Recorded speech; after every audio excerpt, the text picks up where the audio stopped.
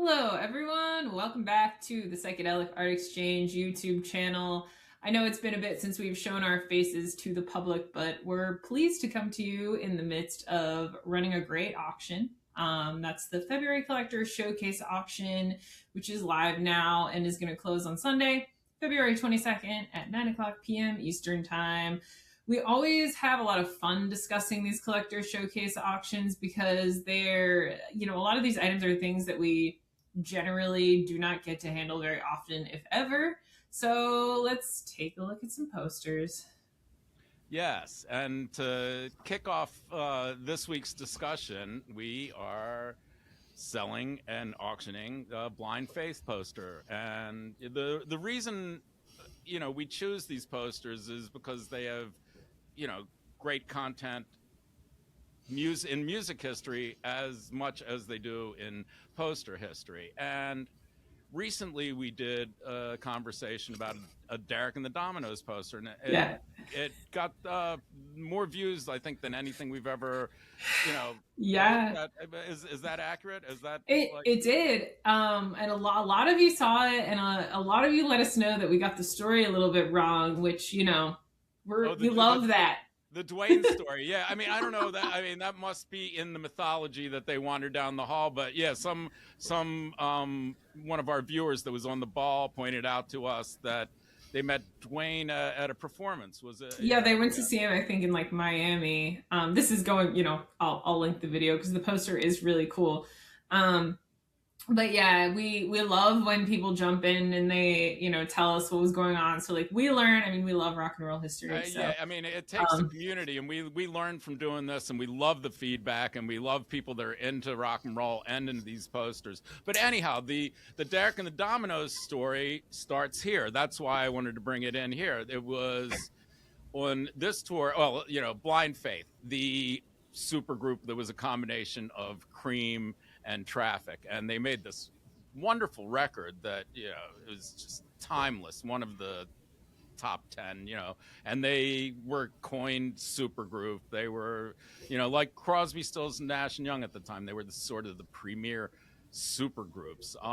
But anyhow, Blind Faith was, they created this wonderful record and they toured behind it, but the story goes was there wasn't enough material to play live, so they ended up falling back on their Cream and Traffic hits, which the crowd loved. But allegedly, Clapton wasn't all that thrilled. It wasn't challenging, and he spent more time hanging out and playing with Delaney and Bonnie because he liked their vibe. He was, trying to get out of the limelight a little bit. But this relationship with Delaney and Bonnie and Friends led to the creation of Derek and the Dominoes, which after that it broke up and fractured Delaney and Bonnie and Friends and whatever. But so Blind Faith posters, they don't come up that often, and this is a good image. This was from that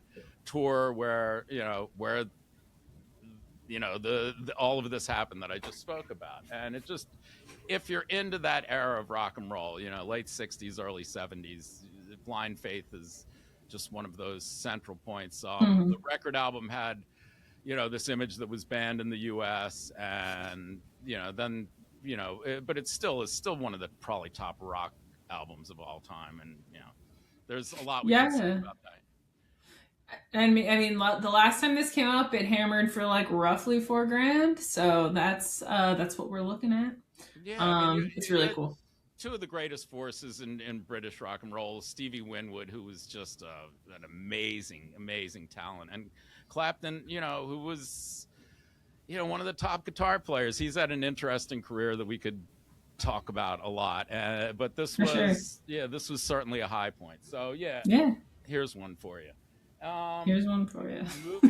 Moving right along.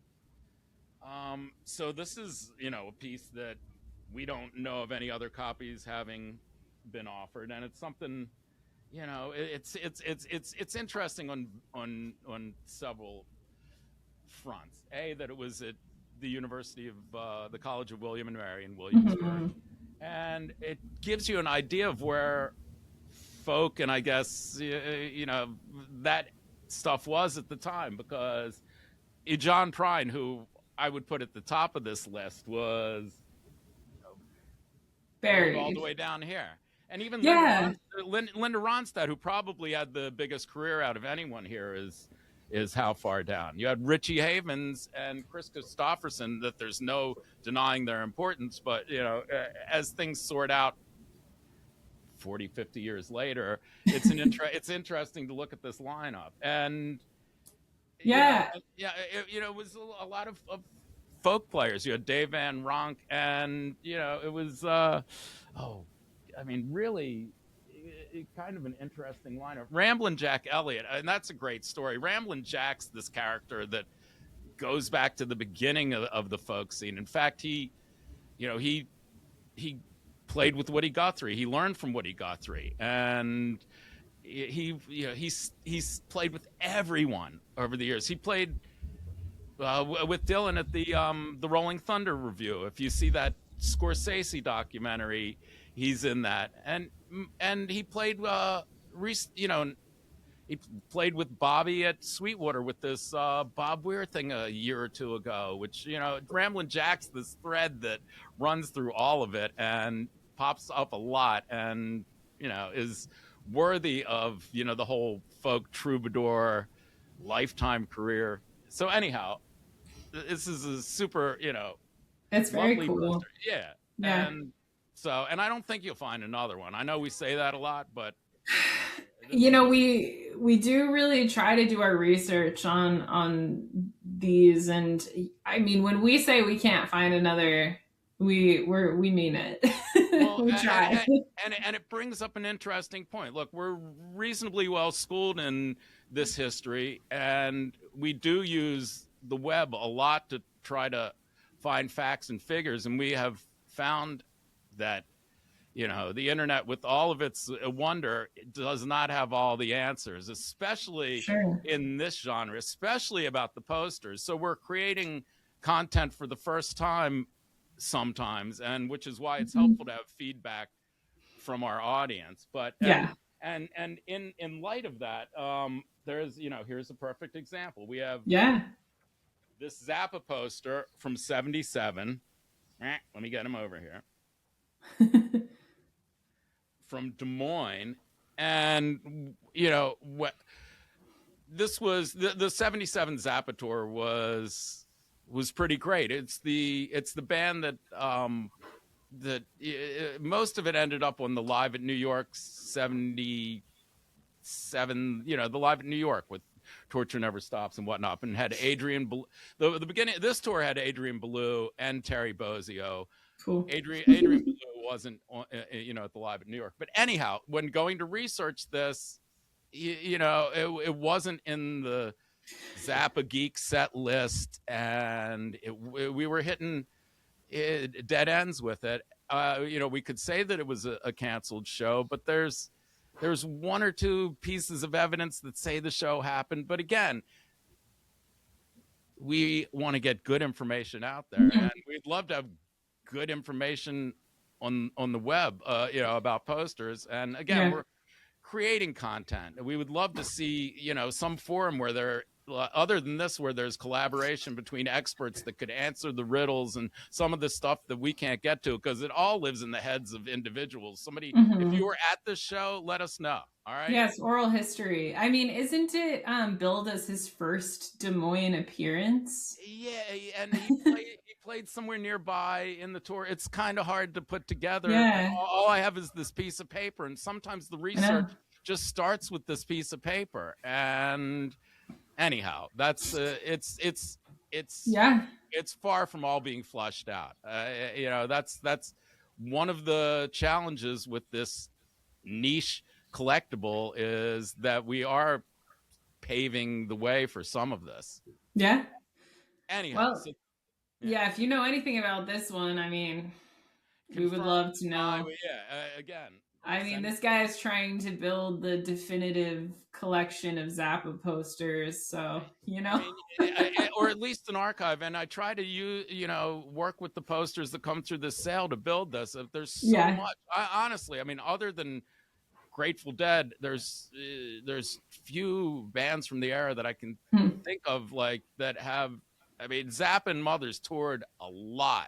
There's a lot of Oh paper out yeah. there, and wrapping your head around it, like the Grateful Dead thing, is a real study. Anyhow, so Yeah, yeah, yeah. Grateful Dead, no sale would be complete unless we At showed. least two. Yes, yes, and this we have this stunningly crisp flyer from Pauley Pavilion, UCLA, 71. That is, we've sold it once. There's a couple of results out there, but not many. And this was that 71 transition period where Skull and Roses came out and the band was changing their sound and all that. And it's I think New Riders open. This falls right in the middle of it. This and with the value of flyers and handbills and rare stuff going up, this is a buy. So Yeah. it's not as sexy as the full colored illustrated stuff, but it's pretty strong. I like it. It's cool. I like the black and white stuff, and it's really nice looking. So yeah, and it's flawless. It's not beat up. And this sale, we try to pepper in as much of the graded material as we can that's strong, but it's it often ends up falling back on pieces that are the strongest graded pieces. And here we have a signed FD33 by Mouse. This was just 7 after the big hit with FD26, and it's the Grateful Dead with the with Mouse and Kelly doing their impression of the Family Dog logo, and which shows up on every one of their posters. Well, yeah, I mean, beginning with the FD5, right, and that was also their first show at the Avalon, so that's when they started including this logo, which is just based off this old photograph that Chet Helms found and then handed off to Wes Wilson and was like, I want this as our logo. And it seems to have been traced back to like a yearbook from Vancouver, or maybe not Vancouver, but like British Columbia somewhere in the late 1800s. And this Native American he was smoking a pipe, which kind of inadvertently got turned into a joint in the logo.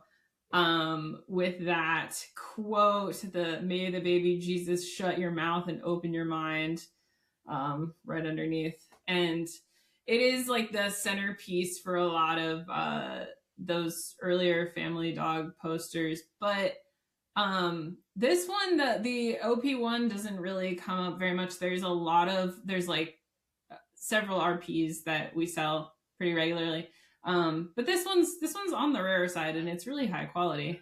I mean, the real rare one is the OP2. There's sort of like an olive colored one that I've sold maybe once or twice over the years. That's a tough poster. But this is, with what's happening to the value of Grateful Dead posters, this in a high grade piece is something essential. And with Mouse's signature, it only helps. Very cool. Well, thank you so much for joining us in the internet space today. Again, this February Collector Showcase auction is open now for bidding until Sunday, February 22nd at 9:00 p.m. Eastern. Please chime in with any comments about the history of these pieces that you may be aware of. We love to hear from you. All the links to the auctions and everything are in the description. And thanks for being here. We'll come back sooner than it took us this last time. Yeah, winter's tough. Well, it is. But the sun's coming back. It is. All right. Goodbye. Cheers.